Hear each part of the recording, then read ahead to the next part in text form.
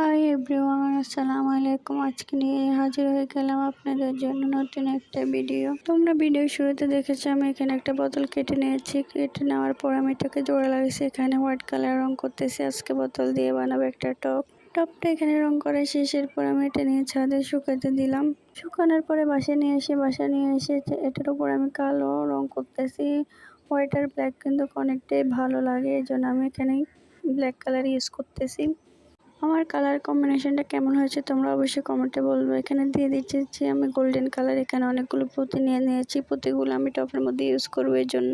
এখানে আমি আমার হাতের কাছে যা যা পেয়েছি তাতে ইউজ করছি। তোমরা অবশ্যই বলো যে টপটা কেমন হয়েছে। এই তো আলহামদুলিল্লাহ আমার টপটা বানানো কমপ্লিট। এখন আমি এটাকে সাজাবো। তো এখানে আমি টেবিলের উপর টপটা সাজিয়ে রেখেছি ফুল দিয়ে। তোমরা অবশ্যই কমেন্টে বলবা যে কেমন হয়েছে। তোমাদের যদি একটু কোথাও ভিডিওটা ভালো লেগে থাকে তাহলে সবাই একটু লাইক করো।